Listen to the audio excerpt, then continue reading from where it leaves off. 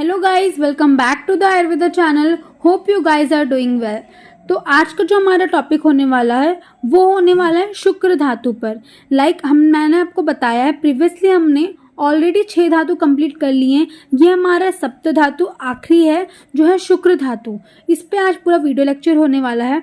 अगर आपने अभी तक हमारे प्रीवियसली धातु वीडियोस नहीं देखे हैं तो आप हमारे चैनल पे विजिट करके ज़रूर देख सकते हैं। वहाँ पे एक प्लेलिस्ट होगा, आप वहाँ पे जाके उसको विजिट कर सकते हैं। उसमें हमने सारे पॉइंट्स कवर किए हैं जो हम आज शुक्र धातु में कवर करने वाले हैं। मैं आपको बता चुकी हूँ हम किसी भी धातु को लिखने के पहले कौन से पॉइंट्स को कवर करते हैं।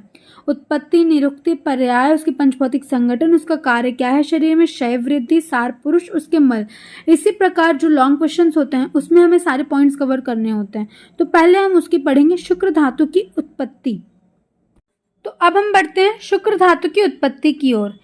अस्थ्यानो मज्जा तथा शुक्रम प्रजायते, अर्थात मज्जा से शुक्र धातु की उत्पत्ति हुई है। आचार्य सुश्रुत के अनुसार मज्जा शुक्रम तो जायते, मज्जा में उपस्थित शुक्र धातु का सधर्मी अंश पर शुक्र अग्नि की क्रिया से जो प्राप्त प्रसाद अंश होता है उससे शुक्र धातु की उत्पत्ति होती है। अब हम देखते हैं शुक्र धातु के पर्याय क्या होंगे। तेज, रेतस, वीर, बीज। क्योंकि हमको पता है पुरुष बीज क्या होगा, शुक्र, स्त्री बीज क्या है, आर्तव, तो इसलिए इसका पर्याय होगा बीज। अब हम देखते हैं पंचभौतिक संगठन। शुक्र सौम्य गुण का होता है, ये सभी को पता है, और आर्तव अग्नि गुण का होता है।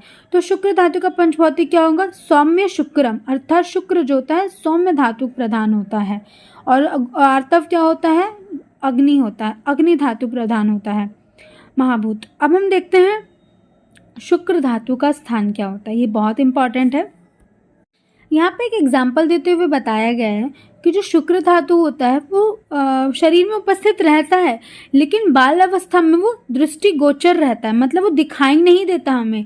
यहाँ पे एक एग्जाम्पल के साथ बताया कि पुष्प की जो कली से जो सुगंध नहीं आती, क्योंकि जो पुष्प रहता है उसकी जो छोटी कली रहती है उससे सुगंध नहीं आती, लेकिन जब वह कली खिल जाती है तो उसमें से सुगंध आने लगती है।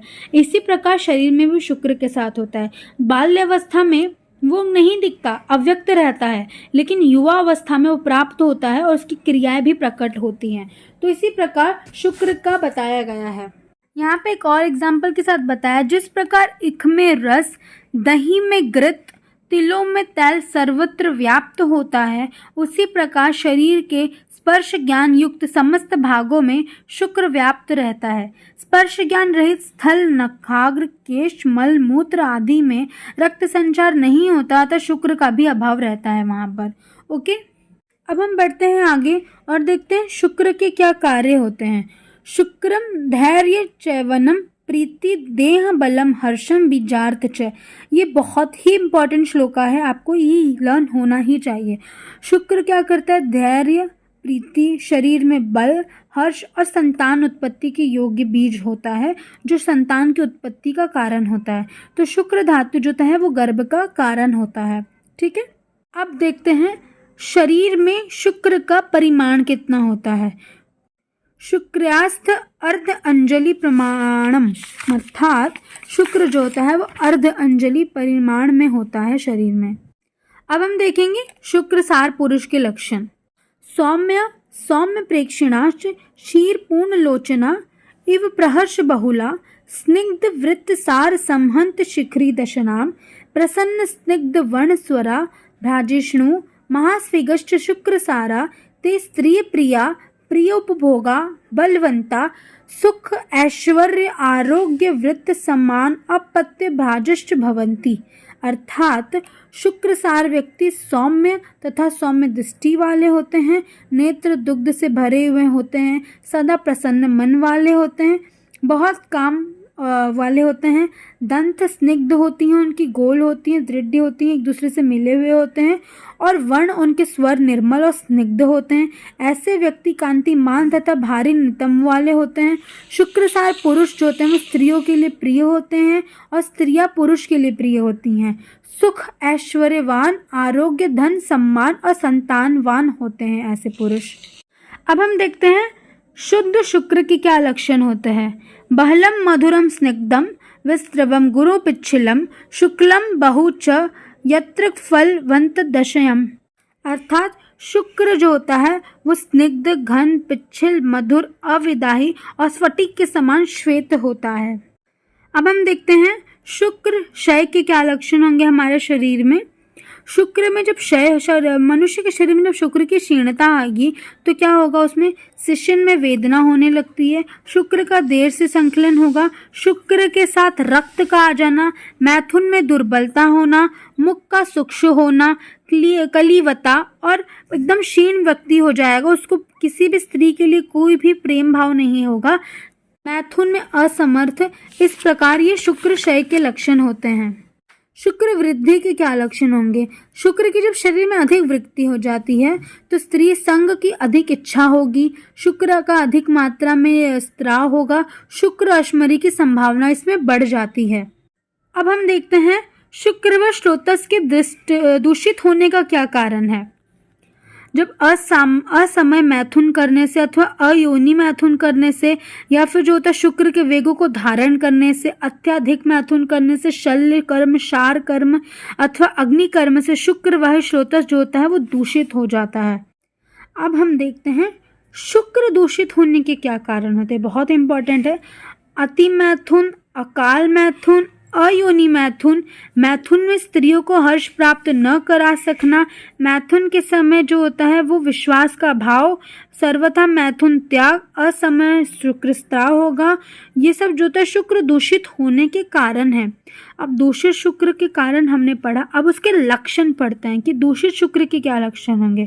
दूषित शुक्र के 8 दोष पाए गए हैं कि एक फेनिल मतलब झागदार होगा शुक्र, तनु अर्थात पतला होगा, रुक्ष होगा, विवर्ण मतलब जो स्वाभाविक वर्ण है, क्या बताया स्वाभाविक वर्ण, स्फटिक के समान, उससे अलग रहेगा। पूती मतलब दुर्गंधमयी होगा, पिच्छल होगा, अधिक चिपचिपा हो जाना, अन्य धातु संश्लिष्ट मतलब अन्य धातुओं से मिश्रित हो जाना, अवसादी मतलब क्या होता है, जब वो निकलता है तो बहुत कष्ट देने वाला होता है। ठीक है। अब वात पित्त कफ से दूषित होने का जो होता है वो यहाँ पे बताया गया है। अगर शुक्र जो होता है वात दूषित होगा तो कैसा लक्षण होगा वास्तविक, तो फेनिल होगा, तनु होगा, रुक्ष होगा और कष्ट के साथ और अल्प मात्रा में स्त्राव होगा। और शुक्र जो होता है गर्भ को उत्पन्न करने में समर्थ नहीं होगा। अब पित्त दूषित शुक्र कैसा होगा। पित्त से दूषित शुक्र नीले या फिर पीले या फिर अथवा विवर्ण का होगा, एकदम अत्यंत उष्ण होगा, दुर्गंधित होगा और स्त्राव होते समय दाह उत्पत्ति के साथ वह स्त्राव होगा। अब कफ दूषित शुक्र के लक्षण देखते हैं। कफ के द्वारा शुक्र का मार्ग जब दूषित होता है तो क्या होगा कि एकदम अवरुद्ध हो जाएगा, अवरोध कर देगा मार्ग को, और पिच्छल होगा शुक्र, पिच्छल स्त्राव होगा उसका। अब ये दोषों से दूषित हो गए हैं शुक्र, तो इनकी चिकित्सा किस प्रकार की होगी। यहाँ पे बताया है स्नेहन करेंगे, वमन, विरेचन, निरूह वस्ती। निरूह क्या होता है, आस्थापन वस्ती मतलब रुक्ष, जो रुक्षता लाने वाली होती है उनके द्वारा हम करते हैं वस्ती। अनुवासन वस्ती कर सकते हैं, उत्तर वस्ती कर सकते हैं, मूत्र मार्ग से प्रयोग की जाने वाली जो वस्ती होती है, इनके द्वारा हम शुक्र की जो होता है चिकित्सा करके उससे जो तो शुद्ध कर सकते हैं। तो इस प्रकार हमने सारे पॉइंट्स कवर कर लिए हैं। आप लोग इसी क्रम से एग्जाम पॉइंट ऑफ व्यू से भी लिखना, आप लोग को अच्छे नंबर डेफिनेटली आएंगे। तो अगर आप लोग को ये वीडियो अच्छा लगा हो तो प्लीज़ इसे लाइक, शेयर, सब्सक्राइब ज़रूर कर देना, अपने फ्रेंड्स को ज़रूर शेयर कर देना। मिलते हैं नेक्स्ट वीडियो के लिए, तब तक के लिए थैंक यू।